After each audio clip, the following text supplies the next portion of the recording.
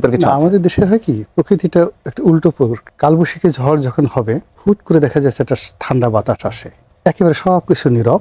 All on a sudden within 10 minute 12 মিনিটের মধ্যে আকাশ মেঘলা হয়ে যায়, আর কোথা থেকে যেন কালবৈশাখী চলে আসে। বর্ষার ক্ষেত্রে তদ্রুপ। এমন যখন প্রবল বর্ষা আসে, বর্ষার আগে কেমন যেন মনে হয় যে বছর আর বৃষ্টিই হবে না, কিন্তু এরপর বর্ষা এসে পুরো দেশ ভাসিয়ে নিয়ে যায়। ফলে এই সময়টাতে আমাদের যে রাজনীতির যে নীরবতা, সেই নীরবতার মধ্যে আপনি গিয়ে দেখুন কতগুলো ঘটনা ঘটছে।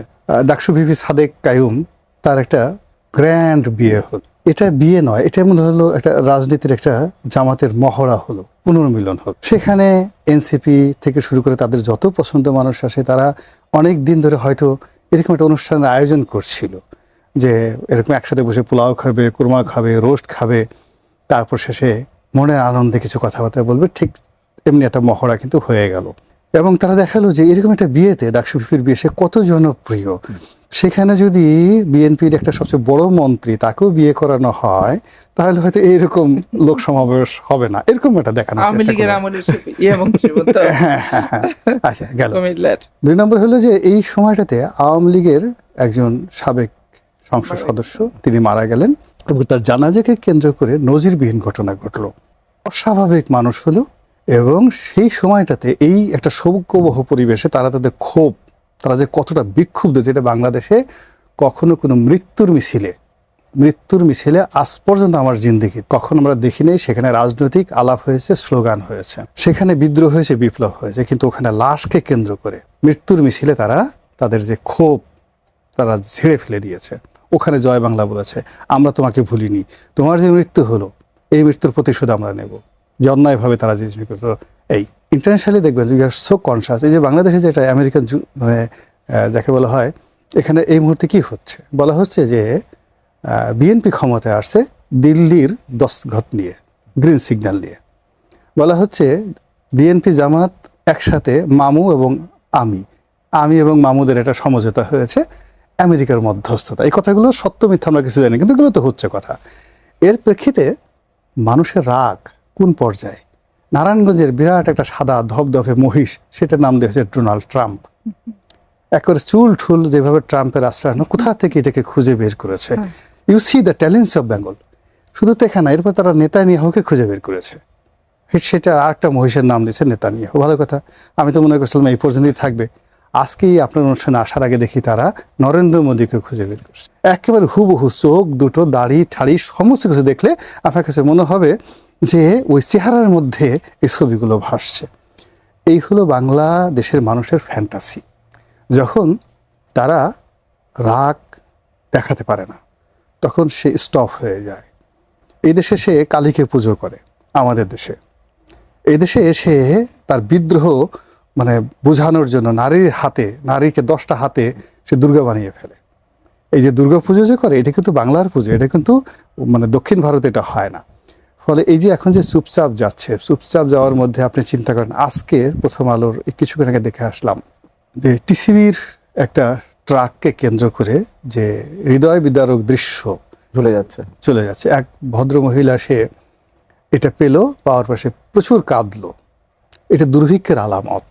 আপনি ব্যাংকগুলোতে কোনো টাকা নেই, অথচ 20,000 কোটি টাকা পড়ে আছে, ছবিতে বঙ্গবন্ধুর ছবি ছাপানো আছে। এখন সরকার সিদ্ধান্ত নিতে পারছে না, মানে যারা দালাল তারা কি বঙ্গবন্ধুর ছবি সম্বলিত এগুলো ছাপাবে, নোট ছাড়বে ঈদের আগে, নাকি বাজারে টাকার ক্রাইসিস? এই সংকট অন্তর্বর্তীকালীন সরকারের সময় থেকেই ছিল। হ্যাঁ, তো এখন নগদ টাকা, অর্থাৎ তুমি ছাপাতেও পারছো না, টাকার জন্য কারণ কি হচ্ছে, ব্যাংকে তারল্য সংকট দেখা দিয়েছে। এই কুরবানির বাজারে, এই সময়টাতে বাজারে আপনি গিয়ে দেখেন, যা কখনো হয়নি, বিভিন্ন গ্রামাঞ্চলে চকলেটের দোকানে লেখা আছে মূল্যহীন, নকল টাকার উপরে মূল্যহীন সিল দিয়ে সেই টাকা বিক্রি করতেছে পোলাপানের খেলাধুলার জন্য। এটা যে কত বড় একটা ব্যাড সিগন্যাল। 500 টাকা 1000 টাকার নোট, নকল নোট ছাপাইছে, যেগুলো বাতিল, তারা জানছে যে এখন আর পারবে না, ওইগুলোর উপর মূল্যহীন লিখে এগুলোকে এখন চকলেটের দোকানে বা গ্রামের যে ফুটপাথের দোকানে বিক্রি করছে। বলছে কেন, এগুলো যে ছোট ছোট বাচ্চাদেরকে এই টাকাগুলো দেওয়ার জন্য। অন্যদিকে আজকে দেখলাম যে সরকার 9 লক্ষ কোটি টাকার যে বাজেট করবে, সেই বাজেটে মানে যেই জায়গাগুলোতে তারা কর যাচ্ছে, মোটরসাইকেল, ব্যাটারি রিক্সা। আচ্ছা, এমনি ব্যাটারি রিক্সায় যন্ত্রণায় বাঁচতেছি না, এরপরে সেই ব্যাটারি রিক্সা গ্রামে বাংলায় যদি এখন এটাকে করের আওতায় নেওয়া হয়, এই ব্যাটারি রিক্সায় যে বিদ্যুৎ খেয়ে ফেলবে, সেই বিদ্যুতে আপনি এটা চালাতেই পারবো না। ফলে যে কাজগুলো হচ্ছে না, একটার সঙ্গে আর একটা এমনভাবে কন্ট্রাডিকশন হবে যে আগামী 3টা মাস আপনি মে যাচ্ছে, জুন, জুলাই, আগস্ট, এই 3টা মাস এই সরকারের জন্য একটা শনির দশা, অশনির সংকেত। পরবর্তী পার্টে আমার মানে পাপিয়ে বলুক, তারপরে আমি বলবো কেন এই 3 মাস সরকারের জন্য অশনির সংকেত। এই বিষয়ে ইন ডিটেলস বলবো পরবর্তী পার্টে। সেগুলো ঠিক আছে, কেন শুনবো। আমি একটু পাপি আপনার কাছে শুনতে চাইবো যে এই আপনি যেটা বলছিলেন যে এই চট্টগ্রামে ইঞ্জিনিয়ার মোশাররফ হোসেনের যে জানাজা, দ্বিতীয় জানাজা লোক সমাগম কথা, এই নিয়ে আজকে অনেক আলোচনা হচ্ছে। সেই জানাজা উপলক্ষে আওয়ামী লীগ নেতা কর্মীদের একসাথে হওয়া, সেখানে আবার সিটি কর্পোরেশনের মেয়রও গিয়েছিলেন, তিনি যে কথা বলেছেন, এবং সেখানে স্লোগান দেওয়া, মিছিল দেওয়া, সবকিছু মিলে এটি আসলে কি ধরনের একটা সিগন্যাল দিচ্ছে? আপনারা এটা নিয়ে আশঙ্কিত বা? আচ্ছা, তার আগে আমি একটু হাম নিয়ে বলতে চাই যে আমাদেরও তো বাচ্চা কাচ্চা হয়েছে, বাচ্চারা বড় হয়েছে, বিয়ে শাদী হয়েছে। আসলে বাংলাদেশে হামে এত মৃত্যু ঘটে, এটা আমি শিশু অবস্থা থেকে, আমার যখন বুদ্ধি হয়েছে তখন থেকে এই প্রথম আমি দেখলাম যে হামে এত শিশুর মৃত্যু হয়।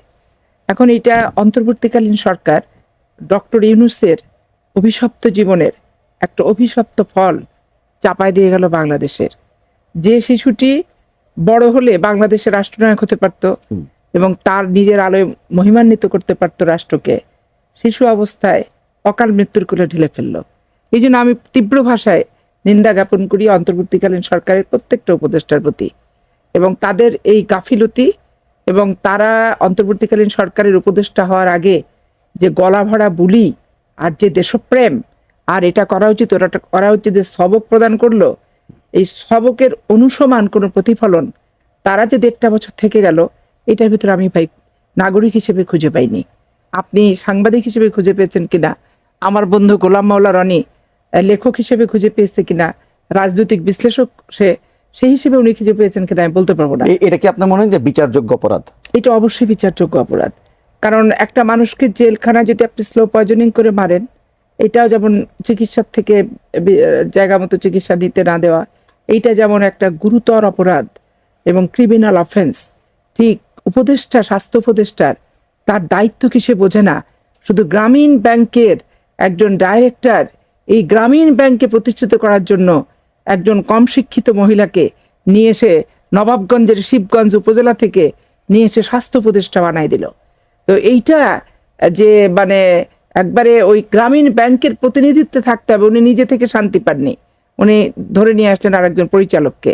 এই যে কুমনোবৃত্তি এবং দলীয়করণ বলেন, আত্মীকরণ বলেন, নিজস্ব পছন্দের যে একটা নিকৃষ্ট নমুনা উনি উপস্থাপন করলেন, অন্তর্বর্তীকালীন সরকারের ভাব, গাম্ভীর্য, ঐতিহ্য, যেটার জন্য আমরা আন্দোলন করলাম একটা নিরপেক্ষ সরকারের জন্য, টোটালটাই একবারে মাঠে মেরে দিয়ে গেছে ডক্টর ইউনূস এবং তার হচ্ছে উপদেষ্টাবৃন্দ। আচ্ছা, সবাই নূরজাহান বেগমকে দোষারোপ করছে। আমার একটা জানার বিষয়, সাইদুর রহমান তো ছিলেন, উনি তো পিজি হাসপাতালের ভিসি ছিলেন, ডাক্তার মানুষ, উনি তো স্বাস্থ্য মন্ত্রণালয়ের দেখছিলেন। কিন্তু এই যে যখন এইটা বাতিল হয়, এই যে আমি কদিন আগে রিপোর্ট দেখলাম, যখন এই টিকার কেনার ইটা বাতিল হয়, তখন কিন্তু তিনি ওই সভাটা তিনি চেয়ার করেছেন। দেখেন সভাটা কেন উনি চেয়ার করছেন, তার মানে কি স্বাস্থ্য উপদেষ্টা অযোগ্য, অথর্ব, বিষয়গুলো বোঝেই না, out of knowledge, out of mind. Then তখন একটা স্থলাভিত্তিক হিসেবে আরেকজনকে দেওয়া হয়েছে, এবং সে তো কোনো বিদেশি টিমদের সাথে কথাবার্তা কোনো কিছুই, মহিলারা আমি তো কিছুই খুঁজে পাইনি এই যাবৎকালে। ওই যে দেখেন না, শ্রমিক নেত্রী ছিল আওয়ামী লীগের মুন্নুজান সুফিয়ান, শ্রমিক নেত্রী হিসেবে উনি অনেক হচ্ছে নামি দামি, কিন্তু ওনাকে মন্ত্রণালয় যখন দিল তখন আলটিমেটলি খুলনার সব কলগুলো তো বন্ধই হয়ে গেল। হ্যাঁ, এরকম আর কি ব্যাপারটা। এখন স্বাস্থ্য উপদেষ্টার ডাক্তার হতে হবে নট নেসেসারি, কিন্তু কিছু জ্ঞান গরিমা তো থাকা দরকার। তো এখানে শুধু গ্রামীণ ব্যাংকের দেখেন, অনেক এনজিওতে আমি দেখছি যে বাচ্চাদের হাম টিকা, এটা সেটা, পোলিও, ভিটামিন ই, ডি এগুলো খাওয়ায়, কিন্তু অনেক এনজিও তাদের স্বাস্থ্য বিষয়ক কর্মশালা আছে। কিন্তু তো ডক্টর ইউনূসের গ্রামীণ ব্যাংকের সুদ ছাড়া কোনো কর্মশালা আছে বলে কিন্তু আমার মনে নাই, শুধু সুদ, ইন্টারেস্ট ছাড়া কোনো কিছু নাই। এটা একবারে রাষ্ট্র সর্বোচ্চ জায়গা থেকে এটা উনি প্রমাণ করলো, এবং নাগরিক হিসেবে একটা মায়ের মানে বাচ্চার মা হিসেবে আমি তীব্র ভাষায় এটা মনে করি এটা ক্ষমার অযোগ্য অপরাধ, এবং এইটা তদন্ত করে দৃষ্টান্তমূলক শাস্তির সম্মুখীন ডক্টর ইউনূস এবং তার উপদেষ্টার হওয়া উচিত। উচিত কিন্তু হবে কি আপনার মনে হয় বর্তমান যে রাজনৈতিক বাংলাদেশে পরিস্থিতি? আপনি কি বিচার করবেন ভাই? বিচার করতে গেলে তো বিচার, আপনি ধরেন এই জুলাই আগস্টের অভ্যুত্থানই বলেন, অপরাধ তো ছিল। 15 বছর কি কোনো অপরাধ ছিল না? গুম খুন অপহরণ তো হয়েছে, গুলিবিদ্ধ তো হয়েছে, চোখ তো অনেক মেয়ে নষ্ট হয়েছে 15 বছর। অনেককে আমরা ফেরত পাইনি, আমাদের গুলো জামাতগুলো ফেরত পেয়েছে। জামাতের কি মূলে আটকা ছিল আর কি মূলে ফেরত পেলো এটা তো আমরা বলতে পারবো না। এখন ধরেন যে আমি নিজেও অনেক নির্যাতিত হয়েছি, তো এখন এগুলো তো ছিল। এখন তারপরে ধরেন যে অপরাধগুলো করেছে সেই অপরাধের বিচারটা কি কেউ মানছে? পলিটিক্যাল বিচার ধরে নিচ্ছে। অপরাধের বিচার হিসেবে তো তাদের দল, তাদের সংগঠন, তাদের নেতাকর্মী, তাদের অনুসারী বহির্বিশ্বে যারা আছে তারা কি মনে করছে যেটা কোনো অপরাধ করে গেছে রাষ্ট্রে? মনে কিন্তু করছে না। তাহলে আপনার মানসিক অনুশোচনা যদি না থাকে, আর অনুশোচনা থাকলে হয় কি জানেন, অপরাধ প্রবণতাটা কমে যায়। তো অপরাধ প্রবণতা তো কমছে না। আর দেশের আপনি ডক্টর মোশাররফ সাহেব যেটা বলেন, ইঞ্জিনিয়ার মোশাররফ 1/11 জেলেও ছিল, তো আমার হাজবেন্ডও ছিল 1/11 আওয়ামী লীগ, বিএনপি, জামাত ইসলাম সবাই তো একসাথে জেলে ছিল। জেলের অনেক স্মৃতিটিতি ছিল। তো ভদ্রলোক এমনি মানুষ হিসেবে ভালো। এয়ারপোর্টে যতবার দেখা হয়েছে, চিটাগং এয়ারপোর্টে কোনো কাজে আমি হয়তো গেছি, পলিটিক্যাল কাজ, এত দেখা হলেই একবারে ডেকে নিয়ে কথাবার্তা সুন্দর করে উনি বলতেন। এখন আওয়ামী লীগের অপরাধ এবং এমপি পাতানো ভোট, নিশিরাত যে ছিল যারা এমপিরা, তারা তাদের অপরাধ ঠিক আছে, কিন্তু সাধারণ যে আওয়ামী লীগ সমর্থকদের তো আর অপরাধ নেই। তারা তো শেখ হাসিনা পর্যন্ত নিয়ন্ত্রণ করতে পারেনি। আমি পাপিয়া, আমি কি একবারে সর্বোচ্চ জায়গা পর্যন্ত নিয়ন্ত্রণ করার ক্যাপাসিটি, ক্ষমতা আবার আছে? গোলাম মাওলা রনি যখন এমপি ছিল, সে কি একবারে সর্বোচ্চ পর্যন্ত নিয়ন্ত্রণ করার ক্ষমতা সে রাখছে? দেখেন, আমাদের দল এমন একটা জিনিস, বাংলাদেশের দলগুলি, যে আন্দোলনের সময় একটা শ্রেণী লাগে, ক্ষমতায় আসার সময় আর এক শ্রেণী প্রমোট হয়। যার আন্দোলন যারা করে তখন তারা অনেক পিছনে চলে যায়, এরা কোনোদিনই কিন্তু মূল্যায়িত হয় না। আমি 80-র দশকে দেখলাম, আমি স্বৈরাচার এরশাদ বিরোধী আন্দোলন থেকে শুরু করে অদ্যাবধি এইরকম হচ্ছে ব্যাপার। তো এখন হয় কি, যে সব কথার শেষ কথা হচ্ছে দেশের ভালো চাওয়া এবং দেশের ভালো হওয়া। এটার জন্য যতটুকু ভূমিকা, এটা রাষ্ট্রের নাগরিক হিসেবে আমরা রাখতে চাই এবং রাখবো। একজন দর্শক ফোনটা করেছেন, নিয়ে আসছে। হ্যালো হ্যালো, জি আপনার নামটি বলে প্রশ্ন করেন। আমার নাম আলমগীর হোসেন। জি আলমগীর সাহেব বলেন। আমি পাপিয়ার কাছে প্রশ্ন করতে চাই, জি ডক্টর ইউনূস যে টিকা না দিয়ে, ইউনিসেফের সংকেত পাওয়ার পরেও টিকা দিল না, এতগুলো শিশু মারা গেল, এই বিএনপি সরকার তাকে কেন অ্যারেস্ট করে না? জি ধন্যবাদ। আর যদি অ্যারেস্ট না করে, বিএনপি সরকারের দায় একদিন নিতে হবে। জি ধন্যবাদ। কেন এখানে হচ্ছে কি ভাই, আমি দলের সাথে জড়িত, বিএনপির সরকারের সাথে আমি জড়িত না। তো দল আর সরকার দুটো কিন্তু ভিন্ন জিনিস। আমি তো নিজেই বিচার দাবি করছি দল হওয়ার পর, এটা তো আমার নিরপেক্ষ একটা জায়গা এবং আমার মা হিসেবে একটা মাতৃত্বের ডাক, এটা আপনাকে সমর্থন দিতে হবে। আর বিচারটা তো অবশ্যই সময়ের দাবি। গোলাম মাওলা রনি, এই বিষয়ে কথা বলবেন নাকি? যে আপনি বলছিলেন যে আগামী 3টা মাস খুবই গুরুত্বপূর্ণ, কেন? দুটো বিষয়ে কথা বলবো। প্রথম বিষয় হাম নিয়ে যেহেতু কথা হচ্ছে, এটা আবেগের জায়গা। আপনি বললেন যে বিচার হবে কিনা। আমাদের দেশে মানুষ যেটার বিচার করতে পেরেছে, এই বিচারটা সুন্দর হয়েছে এবং লঘু শাস্তি। কিন্তু যেটা মানুষ বিচার করেনি, সেটা আল্লাহ বিচার করে দিয়েছে। এবং আল্লাহর বিচার এত নির্মম, নিষ্ঠুর, দৃষ্টান্তমূলক, যেটা এই জমিনে আমাদের সবার জন্য শিক্ষা। 1971 থেকে আজ অবধি এই বাংলায় মানুষের হক নষ্ট করেছে, মানুষের উপর জুলুম করেছে, প্রতারণা করেছে, ভণ্ডামি করেছে, চরিত্রহীন, কিন্তু দাড়ি টুপি নিয়ে সামনে এসে আপনাকে হুজুর সেজে বসে আছে, এরকম একটা সিঙ্গেল লোক এই পৃথিবীতে জীবিত অবস্থায় লাঞ্ছিত, অপমানিত না হয়ে কবরে যেতে পারেনি। কি পলিটিক্স বলেন, কি অর্থনীতি বলেন, কি সমাজ ব্যবস্থা বলেন, তছনছ হয়ে গেছে। ফলে হয় কি, প্রকৃতি একটা জিনিস আছে। ডক্টর মোহাম্মদ ইউনূস যে কাজটা করেছেন, আমাদের 18 কোটি মানুষের বিশ্বাস করেন, এত বিশ্বাস, এত ভালোবাসা, এত সমর্থন, এটা বঙ্গবন্ধুও পান নাই। মানে শুনতে খুব খারাপ লাগে, কিন্তু মূল ব্যাপার হলো 7.5 কোটি বাঙালির মধ্যে মুসলিম লীগ করে স্বাধীনতা বিরোধী লোকের সংখ্যা কম করে হলো 2 কোটি ছিল। এই 2 কোটি লোক তো বঙ্গবন্ধুকে পছন্দ করেনি। কিন্তু এইবার যে ডক্টর মোহাম্মদ ইউনূসের প্রতি সমর্থন, আওয়ামী লীগের হাইয়েস্ট 10 থেকে 15 লক্ষ লোক ছাড়া, মানে যারা খুব ডেডিকেটেড, আওয়ামী লীগের সাধারণ, ধরেন আওয়ামী লীগের লোক যদি 5 কোটি আওয়ামী লীগের হয়, এই 10 থেকে 15 লাখ ছাড়া সবাই কিন্তু ডক্টর ইউনূসকে মেনে নিয়েছিল। বিএনপির লোক মেনে নিয়েছিল, জামাতের লোক তো তাদেরকে মাথায় করে রাখছিল। এত মানুষের বিশ্বাস ভালোবাসা নিয়ে সে সুদের কথা চিন্তা করছে, সে গ্রামীণ ফোনের কথা চিন্তা করছে, এটা কবিরা গুনাহ। সে এই সময়টাতে এত দুনিয়ার বিভিন্ন জায়গাতে গেছে, একবার মক্কা শরীফের কথা তার মনে পড়ে নাই, মদিনা শরীফের কথা মনে পড়ে নাই। সে এই বয়সে সে একবার মরণের কথা চিন্তা করে নাই, টাস করে মিথ্যা কথা বলে গেছে, একটার পর একটা অপতথ্য ছড়াই গেছে।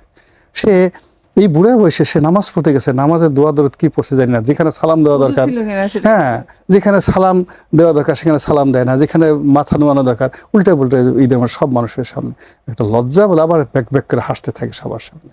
তো এই যে মানুষ যে কাজগুলো করেছে দেখেন, উনি সাক্ষাৎকার মানে শপথ নিলেন 8 তারিখে, আমি 10 তারিখে আগস্ট মাসে 2024 সনের 10 বা 12 তারিখে একটা টকশো করলাম বোধহয় 3য় মাত্রাতে। তা আমি বললাম যে এইটারে দেওয়া হবে না এই কারণে, ধরুন সে একটা নির্যাতিত মজলুম, তার 2 পয়সার মূল্য ছিল না বাংলাদেশে। শেখ হাসিনা তাকে লিফট একবার লিফট বন্ধ করে দিত, নিচে থেকে উপরে উঠাইতো, উপরে উঠাইতো। শেখ হাসিনার ভয়ে সে টু শব্দ করতে সাহস পায়নি। একটা যে করবে যে আমার মারতেছে, ওরে বাবা গো আমি একটু ভয় পাইছি, এই কথাটা বলার মতো ছোট শিশু যেটা পায়, সে কখনো এত নির্যাতনের পরে একটা টু শব্দ করে না। যদি বলে যাই তোরে যে আমি মারতেছি, তুই যে কানলি, কার অনুমতি নিয়ে কান্নাকাটি করলি, এই জন্য সে টু শব্দ করে নাই। এবং শেষের দিকে যে আসার আগে সে যে প্যারিসে গেছিল, সে তো পালিয়ে গিয়েছিল, সে আসতো না। তো সে ওখানে বসে যদি শেখ হাসিনা থেকে যেত, সে কখনো বাংলাদেশে আসতো না। তো এমন একটা মানুষ যখন আল্লাহর এরকম একটা নিয়ামত পেলেন, আরবিতে একটা কথা আছে, আম্মা বিনিয়ামতে রব্বিকা ফাহাদ্দিস, আল্লাহ রাসূলকে বলতেছেন যে আপনার প্রতি যে নিয়ামত দেওয়া হয়েছে সেটা শুকরিয়া আদায় করো। এই বেটা এয়ারপোর্টে এসে সে প্রথম বলল যে আমি যা বলি সেই কথা সবাইকে শুনতে হবে, আপনারা আমাকে নিয়োগ দিয়েছেন, অতএব আমি যা বলবো সেটা শুনতে হবে। আরে হোয়াট ননসেন্স, তোমার কথা আমাদের শুনতে হবে কেন?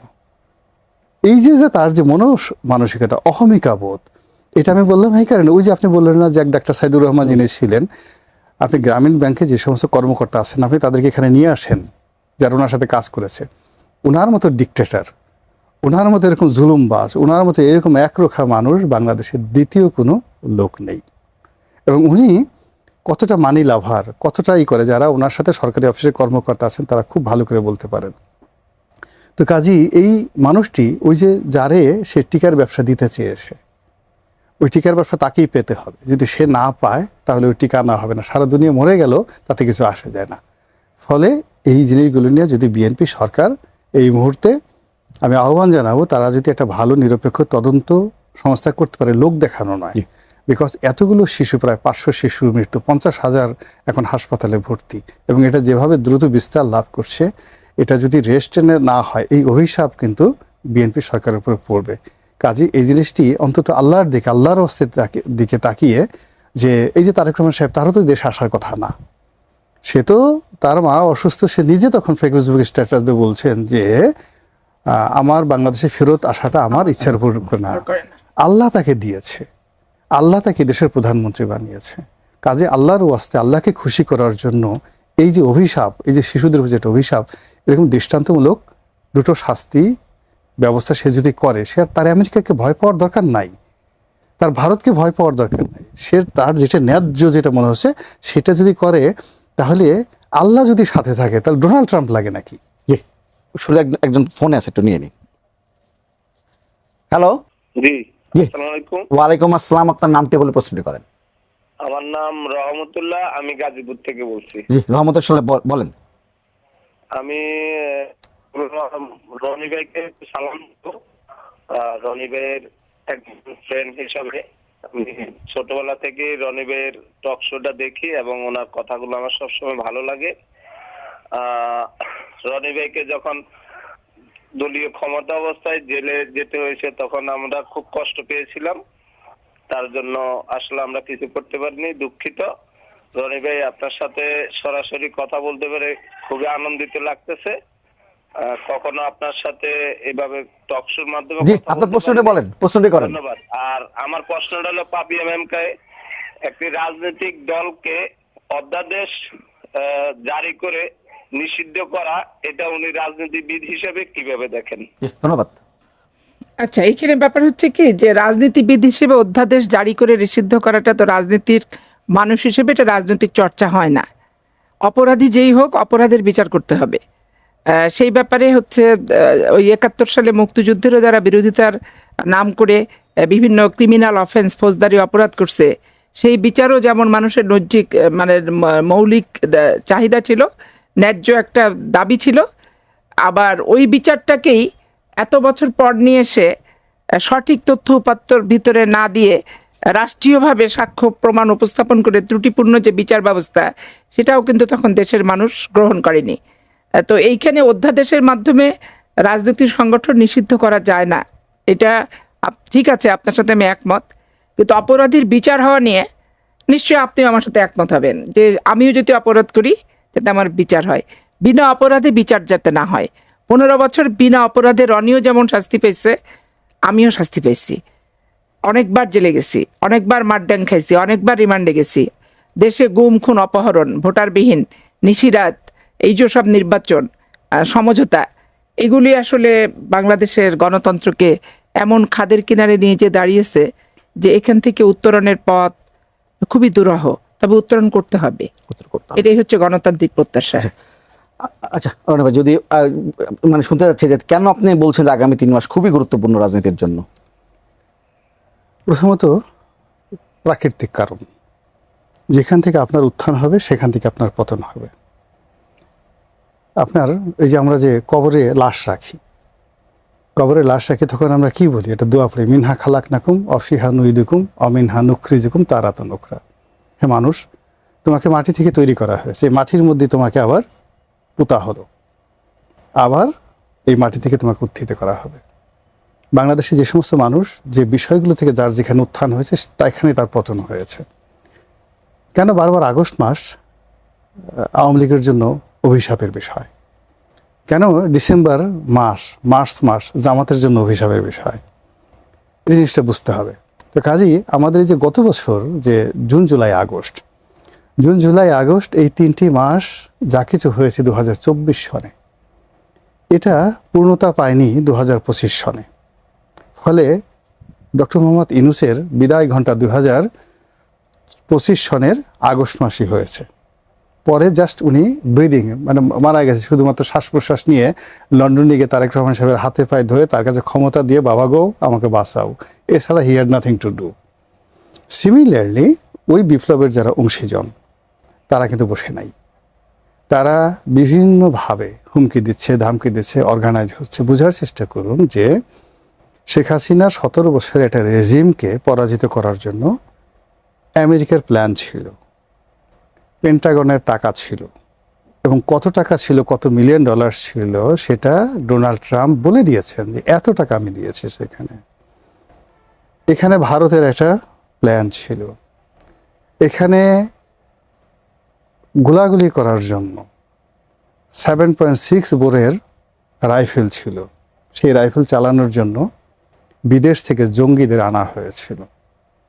ওপেন এখন যারা মিলিটারি এক্সপার্ট আছে তারা বলছে।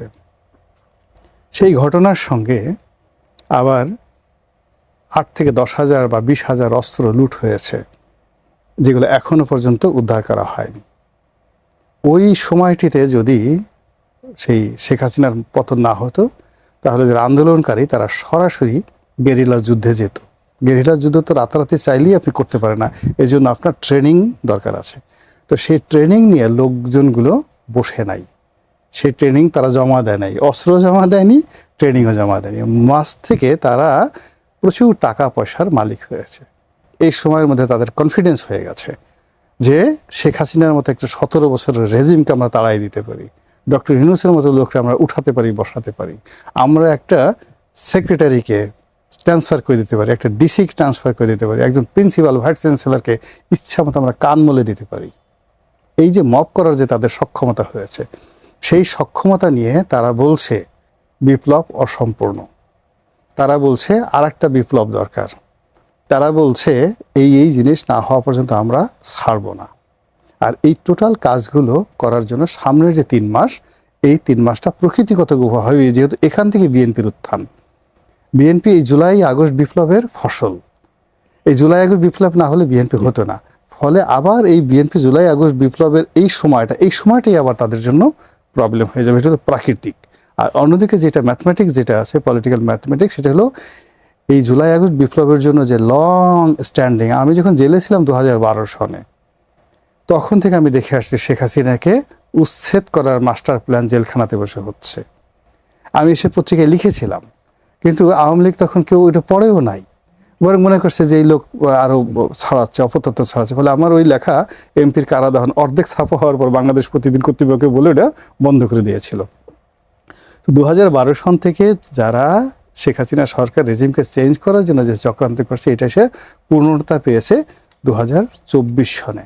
কাজেই সেই বৃহৎ শক্তিটিকে organised, moneyed and powerful with arms and ammunition, with a full of international connectivity. তাদের যে ইন্টারন্যাশনাল কানেক্টিভিটি, সেই কানেক্টিভিটি বিএনপির নেই, সেই কানেক্টিভিটি আওয়ামী লীগের নেই। এই কানেকশন নিয়ে চুপচাপ বসে আছে। আর আপনি এই অনুষ্ঠানের শুরুতে বললেন যে রাজনীতিতে কোনো শব্দ হচ্ছে না, চুপচাপ। তো আপনার ধরেন একটা মাটির বিছানায় শুয়ে আছেন, একটা বিছানায় শুয়ে আছে, নিচে 100 গর্ত আছে, প্রত্যেকটা গর্তের মধ্যে একটা গোকরা করে সাপ আছে। সেই গোকরা সাপের উপর আপনি তোষক বিছে আরামসে নাকে তেল দিয়ে ঘুমাচ্ছেন। হ্যাঁ, তো ওই যে একটা অবস্থা, সেই অবস্থাটা এখন যাচ্ছে। এই নীরবতা সেই নীরবতা নয়। পাপি আপা, আপনি কি সেই গোখরা সাপের মানে শব্দ শুনতে পাচ্ছেন? ও তো বেশি শুনতে পায়। এখানে ব্যাপারটা হয়েছে কি যে বিএনপি সরকার সারা জীবনই 91 সালের ক্ষমতায়ন বলেন, তারপর রাষ্ট্রপতি জিয়াউর রহমান ক্ষমতায়ন বলেন, সবসময় একটা মানে অনুকূল পরিবেশ না, একটা প্রতিকূল পরিবেশ এবং রাষ্ট্রের সবার জন্য দুর্দিন, এরকম একটা পরিস্থিতি থেকে বিএনপিকে উত্তরণ করে জনগণের ম্যান্ডেট নিয়ে রাষ্ট্রীয় ক্ষমতা আসতে হয়। স্বাভাবিক কারণে একটা খারাপ পরিস্থিতির ভিতর দিয়ে যখন আপনি আসবেন, তখন সেই পরিস্থিতির যে প্রভাবিত পরিবেশটা, সেটা কিন্তু তখন রাষ্ট্রীয় ক্ষমতায় থাকা অবস্থায় কিন্তু তার আঁচ, তার তাপ, তার জলোচ্ছ্বাস বলেন, তার ঘূর্ণিঝড় বলেন, তার টর্নেডো বলেন, সবকিছু সরকারের উপর দিয়েই কিন্তু যায়। মানে খুব স্মুথ কিংবা খুব সুন্দর করে চালানোর যে ব্যাপারটা থাকে, আসার পরিস্থিতিটাই যেহেতু ঘোলাটে হয়ে থাকে। মানে দেখেন 9 বছর আন্দোলন, তারপরে শেখ মুজিবের 15ই আগস্টের অভ্যুত্থানের পর আপনার খন্দকার মোস্তাকের সরকারের পতনের পর 7ই নভেম্বর রাষ্ট্রীয় ক্ষমতা। আপনি হিসাব করে দেখেন, তখনও কিন্তু রাষ্ট্রের তলাবিহীন ঝুড়ি ছিল। তখন আন্তর্জাতিকভাবে মিডল ইস্টের সাথে সম্পর্ক করে রাষ্ট্রপতি জিয়াউর রহমান উৎপাদনশীল রাষ্ট্র তৈরি করলেন এবং খাদ্য যেখানে অভাব ছিল সেখানে বিদেশে রপ্তানি করলেন, তলাবিহীন ঝুড়ির তলা লাগালেন। আবার 91 সালে বিএনপি ক্ষমতায় আসার পর 9 বছর আন্দোলন করে তাকে কিন্তু আসতে হলো। তারপরে দেখেন আসার পরে জামাত আওয়ামী লীগ একত্রিত হয়ে তত্ত্বাবধায়কের দাবিতে আবার ধরো অস্থিতিশীল একটা পরিবেশের উদ্ভব করলো এবং যে অস্থিতিশীল পরিস্থিতির শিকার হচ্ছে শিশু নারী বাংলাদেশের জনগণ। তখন বেগম খালেদা জিয়া কিন্তু শিশু নারী বাংলাদেশের জনগণকে ওই পরিস্থিতির হাত থেকে উত্তরণের জন্য 6ষ্ঠ সংসদ নির্বাচন দিয়ে তত্ত্বাবধায়ক বিল পাশ করে উনি ক্ষমতা হস্তান্তর করে উনি পল্টনে যে মিটিং করে বাংলাদেশের ইতিহাসে 116 সিটের বিরোধী দল, এত সংখ্যাগরিষ্ঠ বিরোধী দল কিন্তু বাংলাদেশের ইতিহাসে বিরল ঘটনা কিন্তু উনি হলেন। তারপরে দেখেন 2001 সালে আবার 5 বছর আন্দোলন করলাম। 2001 সালে রাষ্ট্রীয় ক্ষমতায় বিএনপি আসলো। আসার পরে বিভিন্ন রকম এই জামাত ইসলামকে সাথে নেওয়ার কারণে তাদের এই গুপ্ত সুপ্ত যেগুলো বিএনপির ভিতর ছিল, বিভিন্ন রকম অকারেন্স, দুর্ঘটনার খেতাব, দুর্নাম, এগুলো নিয়ে 1-11 আসলো। যেই 1-11 আসলো তখন পোল্টি খেলো জামাত ইসলাম। পোল্ট্রিকে ওরা সৎ, আমরা অসৎ দিয়ে ধরেন ওরা ওদের মতো হাঁটা দিল। আবার দেখেন এই যে বর্তমানে এই 15 বছরের একটা নাভিশ্বাস অবস্থার হাত থেকে মুক্তি পেয়ে জুলাই আগস্ট অভ্যুত্থানের মাধ্যমে আসলেন, আমার দল ক্ষমতায় আসলো এবং জনাব তারেক রহমান সাহেব বাংলাদেশের প্রধানমন্ত্রী হলেন, পার্টির চেয়ারম্যান হলেন। এখন উনিও কিন্তু একটা পেয়েছেন উত্তরাধিকার সূত্রে প্রাপ্ত তলাবিহীন ঝুড়ির একটা অর্থনৈতিক অবস্থা। এখন এই তলাবিহীন ঝুড়ির তলা লাগানো, এখন মধ্যপ্রাচ্যে বলেন, মিশরি বলেন, তুরস্কই বলেন, এরা কিন্তু এখন অনেক পাকছে, অনেক চালাক হচ্ছে, ইমোশনও কমছে তাদের, এবং তাদের স্বার্থ গিভ অ্যান্ড টেক ছাড়াও কিন্তু যারা আগের মতো রাষ্ট্রপতি জিয়াউর রহমানের সময় যেভাবে তারা প্রত্যেকটা ক্ষেত্রে সাহায্য সহযোগিতা করছে, এখন আপনি দেখবেন পাশাপাশি আর একটা সংগঠন যারা ওদের জাকাত ফিতরা সাহায্য কোরবানির মাংস থেকে শুরু করে জনমকাল থেকে নিয়ে আসতেছে খাচ্ছে এবং তারা ওগুলো দিয়ে চলে ফেরে সাংগঠনিক কর্মকাণ্ড বায়তুল মাল নামে প্রচার করে তাদের পা থেকে মাথা পর্যন্ত ভরণ পোষণ ওই বায়তুল মাল থেকেই হয়। এখন স্বাভাবিক কারণে এই পরিস্থিতি উত্তরাধিকার সূত্রে প্রাপ্ত সংকট, এই সংকট উত্তরণ শেখ হাসিনা নিজেও যদি ক্ষমতা থাকতেন, উনি আসার পরে ওই যে ক্ষমতায় যে ছিল তখনও কিন্তু আমরা ওই নেপালের মতো হবে, এই হবে সে হবে, এই দুর্ভিক্ষের কথা কিন্তু আমরা শুনছিলামই, শ্রীলঙ্কার মতো হবে। তো সেই পরিস্থিতি থেকে তো এখন আমরা কাটিনি। আর এত শত শত কোটি টাকা সমস্ত 15 বছরের সব তো নিয়ে চলে গেছে সুইজারল্যান্ডের ব্যাংকে এবং বিভিন্ন রাষ্ট্রে বাড়ি ঘর তারা ইনভেস্টমেন্ট করছে। স্বাভাবিক কারণে বাংলাদেশের কোষাগার কিন্তু শূন্য। এখন এই সীমাবদ্ধতাটা জনগণকে বুঝতে হবে, আর সরকার যত ব্যয় কমায় চালাতে পারে সেটা চালানোর চেষ্টা করতে হবে। এছাড়া আমি আর কোনো পথ দেখি না। রনি ভাই, একটু আলোচনা, অনেকগুলো বিষয় আলোচনা আপনি বলছেন, আপনি অনেকগুলো লিস্ট দিলেন যে এই নিয়ে আলোচনা হচ্ছে। হঠাৎ করে দেখলাম যে সাকিব আল হাসানের একটা ইন্টারভিউ ছাপা হয়েছে একটা পত্রিকায়, সেটি নিয়ে আলোচনা হচ্ছে। মাশরাফি বিন মুর্তজার একটা ইন্টারভিউ ছাপা হয়েছে, তার বাড়িতে গিয়ে একটা সচিত্র প্রতিবেদন করা হয়েছে।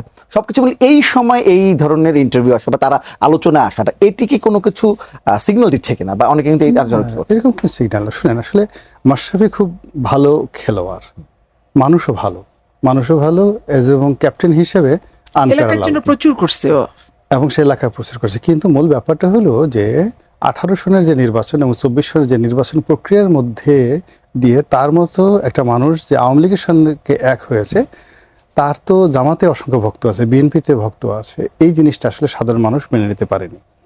2 নম্বর হলো যে সে আওয়ামী লীগে যোগদান করেছে, আওয়ামী লীগের পরিণাম অন্য সবার চাইতে তার তো কম হয়েছে, সে এখনো ঘুরে বেড়াচ্ছে।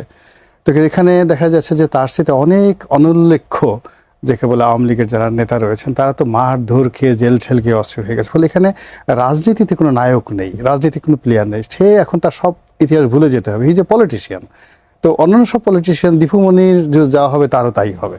এইগুলো 2 নম্বর হলো যে মাশরাফির যেমন বদনাম নেই, দুর্নাম নেই, অ্যাজ এ ম্যান হিসেবে ভালো, একটা গুড রেপুটেশন আছে, ফ্যামিলিও ভালো। ওই সাকিব আল হাসানের ঘটনা হলো একেবারে উল্টো, তার সব দিক থেকে বিতর্কিত। মানে তার ফাইন্যান্সিয়াল ক্রেডিবিলিটি, তার ব্যক্তিগত বেয়াদবি, আচরণ, মানে ওর আসলে খেলা, ও যে একজন ভালো খেলোয়াড়, বিশ্বের অলরাউন্ডার, এছাড়া ওর অন্য কোনো যোগ্যতা নেই। আর বাকি সবই এই যে ব্যাডম্যান। এখন আওয়ামী লীগের উচিত হয়নি এদেরকে নেওয়া দলে, আর এদেরও আওয়ামী লীগের রাজনীতিতে আসাটা ঠিক হয়নি। এই গেল ফার্স্ট কথা। আর এখন আগামীর যে রাজনীতি, বিশেষ করে সেই রাজনীতি আসলে খেলোয়াড় মেলোয়াড় দেওয়া হয় না, অভিনেতা ঠবিনেতা হয়, এখানে নেতা লাগে। হ্যাঁ, এগুলো হলে এনে সাজানো যায়। আপনার দেখেন একটা পার্লামেন্ট আছে, আপনি একজন নায়িকাকে আনলেন, একজন গায়িকাকে আনলেন, একটু নাচন কুর্দন করা দরকার, একটা অভিনেতাকে আনলেন, পার্লামেন্টকে দেখালো, এরকম। কিন্তু মাঠে যখন পুলিশের বাড়ি শুরু হবে, এই যে এখন একটা বিরূপ অবস্থা, আওয়ামী লীগের একটা বিরূপ অবস্থা। এখন আওয়ামী লীগের দেখেন কারা নাম নিচ্ছে, আওয়ামী লীগের বাংলাদেশে যারা আওয়ামী লীগের নাম নিচ্ছে, কথাবার্তা বলছে, যারা আওয়ামী লীগের সঙ্গে যাদের কোনো সম্পর্ক নেই, আর যারা আওয়ামী লীগের হাজার হাজার কোটি টাকার মালিক, 17 বছর যাদের ধারে কাছে যেতে পারতেন না, তারা সবাই একজন ইঁদুরের চাইতেও ছোট হয়ে গেছে। এদের কোনো অস্তিত্বই নেই। তারা যে কথা বলে, চিউ চিউ চিউ করে কথা বলে, বিভিন্ন লোকে জিজ্ঞেস, ভাই কেমন আছেন, ভালো কি নাকি, নারী না পুরুষ এটা বোঝাই যাচ্ছে না। বুঝতে ঘটনাটা এই এখন বিএনপিরও দেখেন বিভিন্ন লোকে যে এখন সে অনেক বড় বড় কথা বলে না। আমি তো যে বিএনপি সবচেয়ে দুঃসময়তে আমি যোগদান করেছি 2018 সনে, তো যার জন্য বিএনপি দেখি অল্প কয়েকজন পাপিয়াদের মতো অল্প কয়েকজন মানুষ ছাড়া কারো কণ্ঠে সুর ছিল না, কারো পায়ে জোর ছিল না। কে কত সুন্দর করে ব্যাক গিয়ারে পালাতে পারে। সামনের দিকে যদি তাদের বলা হয়তো সামনের দৌড় দাও, তখন তাদের হাঁটু ব্যথা হতো, কোমর ব্যথা হতো, হাত পা থর থর করে কাঁপতো, বুকের মধ্যে ধগর ধগর করতো। আর যদি বলতো পিছনের দৌড় দাও, ও মাই গড, এক একজন উসাইন বোল্টের মতো পুলিশ তাদের খুঁজেই পেত না, এমন জোরে দৌড় দিত। সেই মানুষগুলো দেখবেন এখন, ওরে বাবা, কোট প্যান্ট ছাড়া চলে না, জোরে জোরে কথা বলে, আঙ্গুল উঁচিয়ে কথা বলে।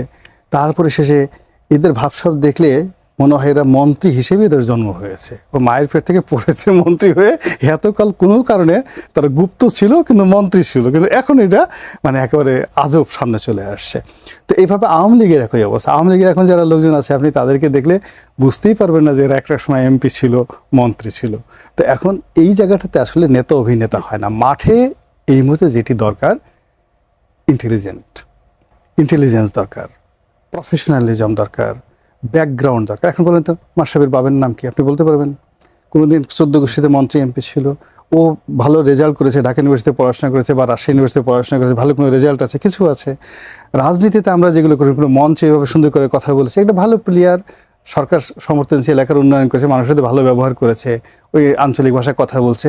এছাড়া আমাদের যে গতানুগতিক রাজনীতিতে আমরা যে ফাইট করে আসছি, সেই ফাইটিংয়ের জায়গাতে তারা কখনোই ছিল না। ফলে এই মানে অবস্থা যেটা আপনি আঘাত ইঙ্গিতে বোঝাতে চাচ্ছেন যে এটা রিফাইন্ড আওয়ামী লীগ করে এদেরকে সামনে আনা, এটা শুয়ের পেছন দিয়ে একটা উট ঢুকানো যত সহজ তার চেয়ে কঠিন বিষয়। আচ্ছা আপা একটু আপনার কাছে জানতে চাই, আপনি নিশ্চয়ই রাজনীতি খেয়াল করছেন যে হঠাৎ করে অনেক কিছু হচ্ছে, এর জন্য বলছি আলোচনাটা যে এটা রেজিম চেঞ্জ নিয়ে আলোচনা হচ্ছে। ফরহাদ মাজার একটা বক্তব্য দিয়েছেন যে রেজিম চেঞ্জ করেছে যুক্তরাষ্ট্র, দেশ আমাদের হাতে নেই। উনি যেহেতু জুলাই গণঅভ্যুত্থানের একজন সমর্থক এবং ওই সময় তার একটা বড় প্রভাব ছিল, তো তিনি যখন এখন বলছেন যে রেজিম চেঞ্জ আসলে যুক্তরাষ্ট্র করেছে, এটির এসে মানে কি দাঁড়াচ্ছে? হঠাৎ এই ধরনের আলোচনা আসছে কেন? এখানে আমি ফরহাদ মাজারের প্রসঙ্গটা তোলার আগে একটু মাশরাফি আর ইয়েকে নিয়ে বলতে চাই। মাশরাফি খেলোয়াড় নিতান্তই ভালো। আমি যেহেতু লয়ার, বিভিন্ন ক্লায়েন্ট এলাকা থেকে তো আসে বিভিন্ন এলাকায় গোটা বাংলাদেশে, তা আমি মাশরাফির সম্পর্কে কোনো খারাপ কথা দলমত নির্বিশেষে কারোর কাছেই কিন্তু আমি শুনিনি। স্বাভাবিক কারণে ওই এলাকার ডেভেলপমেন্ট প্রচুর পরিমাণে করে দিয়েছে, এবং খেলায় ক্রিকেট খেলায় ও যেমন জনপ্রিয় ছিল, রাজনীতির খেলাতেও কিন্তু ওই এলাকায় দলমত নির্বিশেষে ও কিন্তু জনপ্রিয় ছিল। কিন্তু ঘটনাটা ঘটে গেছে বাসাটা আক্রমণ করাতে। যে কে বা কাহারা বাসা আক্রমণ করছে যাই করুক, এইটা যেহেতু ও পোড় খাওয়া ছেলে না, রাজনীতির মাঠ পর্যায়ে থেকে উঠে আসা ছেলে না, স্বাভাবিক কারণে ও প্রচন্ড আঘাতপ্রাপ্ত হয়েছে মানসিকভাবে। এই আঘাতেরই বহিঃপ্রকাশে বলেছে যে আমি মরে গেলাম, আমার লাশ উনি পরে নিও না। পত্রে পরে উনি বলেছেন যেটা বলেননি। আচ্ছা বলুক আর না বলুক, এটা একটা মানসিক আঘাত যে অনেক পেলে এরকম বহিঃপ্রকাশ ঘটে সেটা। আর সাকিব আল হাসান নিজের সংসারেই তো ডাবল স্ট্যান্ডার্ড, স্বাভাবিক কারণে নিজের বউ কি তাকে বিশ্বাস করে? আচ্ছা উনি আপনি বলছেন এক কথা, উনি একটা জায়গায় সাকিব আল হাসান বলেছেন যে 1 কোটি টাকা দিলে তার নামটা এই মামলা থেকে সরিয়ে দেওয়া হবে, এটা একটা প্রস্তাব ছিল। আমি বললামই তো, ও তো ডাবল স্ট্যান্ডার্ড সাকিব আল হাসান। সে তো ধরেন যে জাতীয় পার্টির এরশাদ সাহেব তার বিয়েতে গেছিল আমার যতটুকু মনে পড়ে, তারপরে বউটার সাথেও তো ভালো সম্পর্ক করেনি, আর একটা মহিলার সাথে বিয়ে শাদী করেছে, নৈতিক অবক্ষয়ের সে জড়িত। আচ্ছা তারপরে আপনি আর একটা জিনিস দেখেন, সে এই যে কিছুদিন আগে বিএনপির অনেক প্রশ্ন করছিল, যখন দেখছে যে বিএনপির ইন্টারেস্ট তার প্রতি নাই, তখন সে আবার ব্যাক টু দ্য প্যাভিলিয়ন, সে তার জায়গায় ফেরত গেছে। আর ফরহাদ মাজার সাহেবের কাছে আমি শ্রদ্ধা নিয়ে কথা বলতে চাই যে আমাদের অনেক লেখক, কলামিস্ট, পত্রিকার সম্পাদক ওনার শিষ্য আছে, যারা ওনাকে ছাত্র জীবন থেকে গুরু মানতেন এবং খুবই একজন দেশপ্রেমিক মানুষ হিসেবে মনে করতেন। কিন্তু আমি একটু অবাক হয়ে গেলাম তার এইবারকার ভূমিকায়। দেখেন তার স্ত্রী হচ্ছে উপদেষ্টা পরিষদের সদস্য অন্তর্বর্তীকালীন সরকারে, ফরিদা আপা। তো সে আসলে সে আর তার স্ত্রী কি একমত সহমত পোষণ করছে না?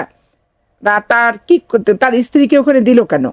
আবার উনি বিএনপির কারা কারা হচ্ছে দলের সাথে অ্যাডজাস্টমেন্ট নাই, কুষ্টিয়াতে যে ওই অমককে ডাকতেছে লালপুর থেকে, তমককে ডাকতেছে, এগুলোও কিছু খবর টবর আমার কাছে আছে। এখন অতি বুদ্ধিজীবী, অতি দেশপ্রেমিক এই শো করতে যে আমার মনে হয় উনি একজন পথহারা পথিক এবং দিঘারা নাবিক হয়ে গেছে। কারণ তার আমি আসলে কোনো একটা ধারাবাহিকতা যে থাকে রাজনীতির এবং দৃষ্টিভঙ্গির, এই ধারাবাহিকতাতে আমার মনে হয় বিচ্যুতি ঘটেছে। এই বিচ্যুতি ঘটার কারণে ছন্দের পতন হয়েছে, এবং ছন্দের পতনের কারণে পূর্বে যা ওনার সম্পর্কে যে ধ্যান ধারণা, নীতি নৈতিকতা মানুষের ছিল, এবং ওনার অনেক শিষ্য ছিল, এবং তারা আমার মনে হয় শিষ্যরাও বিভ্রান্ত। ওনার আচরণ এবং ওনার স্ত্রীর কে ওইখানে পাঠানো এবং দুজন যে বিবৃতি দিচ্ছে, এইগুলা কি সহমত পোষণ করে দিচ্ছে না কন্ট্রাডিকশন হচ্ছে, এটা ওনাদের ভেবে দেখা দরকার। আর সম্মানের জায়গাটা খুব সেন্সিটিভ, একবার নষ্ট হলে আর ফেরত পাওয়া যায় না। আচ্ছা 2 মিনিট আছে, একটু রনি ভাই আপনাকে যে আপনি একটা বলছিলেন যে বিএনপি এবং জামাতের রাজনীতি নিয়ে কথা বলছিলাম। অনেকে মানে প্রকাশ্যে তাদের নানা ধরনের আমরা মতবিরোধ দেখছি, নেতাদের গরম গরম বক্তৃতা শুনি, কিন্তু মানুষের মধ্যে একটা ধারণা কিন্তু আছে। অনেকেই বলেন, একজন এমপি বলেছেন, মানে একজন স্বতন্ত্র এমপি বলেছেন যে তারা আসলে এক হয়েই খেলছে, কিন্তু আসলে উপরে দেখাচ্ছে যে তারা আলাদা, তাই কি এরকম? আমার কাছে সেটা সেই এমপির যে বক্তব্য, আমার কাছে অনেকটা লক্ষণে তাই মনে হয়। এর কারণ হলো যে জামাতের সভাপতি ডক্টর শফিকুর রহমান বেগম জিয়াকে দেখে আসলেন ইংল্যান্ডে। এসে তো বিএনপির কোনো নেতা কিন্তু গিয়ে বলতে পারবেন না তারেক রহমান সাহেবের বাসায় ঢুকতে পেরেছে। তাদের আমি দেখলাম যে ঢাকা থেকে যারা যেত, বড় জোরে ওই বাইরের কোনো হোটেলে বা পাবে তারেক রহমান সাহেব এসে দেখা করতেন। সেখানে জামাতের আমির একেবারে সোজা তার বাসায়, তারেক রহমান সাহেবের বাসায় ডেকে গেছেন। এটা সম্পর্কটা ওই পর্যায়ে না থাকলে হয় না। পরবর্তীতে এই যখন এইরকম জুলাই আগস্ট বিপ্লব হলো বা অন্য যা কিছু হলো, তো সবসময় যেটা বলা হয়েছে যে আমরা একটা জাতীয় সরকার করব। বিএনপির পক্ষ থেকে বলা হয়েছে, জামাতের পক্ষ থেকে বলা হয়েছে, কিন্তু ক্ষমতা লাভ করার পরে সেখানে দৃশ্যত সেই জিনিসগুলো হয়নি। কিন্তু এত কিছুর পর আপনি দেখবেন যে পার্লামেন্টের যে পরিবেশ আর রাজপথের পরিবেশ এক না। তো এখন অনেক কিছু হচ্ছে যেগুলো যারা এই সমঝোতা করছেন বা যারা এই মুহূর্তে সরকার চালাচ্ছেন, বিরোধী দল চালাচ্ছেন, তারা হয়তো মনে করছেন যে পাবলিক অনেক কিছু বুঝতে পারে না, কিন্তু পাবলিক ইজ সো সেন্সিটিভ। সবাই কিন্তু এই পুরো জিনিসগুলো বুঝতে পারে। এখানে একটা জিনিস হলো, দেখেন বাংলাদেশে ডে বাই ডে সব কিছু অবদমিত হচ্ছে। ওয়ান্স আপন এ টাইম যাকে বলা হয় এই গৃহপালিত বিরোধী দলের ফাদার বলা হয় আসম আব্দুর রবকে, আর এই গৃহপালিত বিরোধী দলের স্রষ্টা যদি বলা হয় তাহলে হুসেন মোহাম্মদ এরশাদ। তো অষ্টাশির পার্লামেন্টে যেটা শুরু হলো ওটা কিন্তু আর থেমে থাকেনি, ওটা আস্তে আস্তে আস্তে আস্তে এমন পর্যায়ে চলে আসছে। এখন এমন অবস্থা হয়ে গেছে কি, এটা যে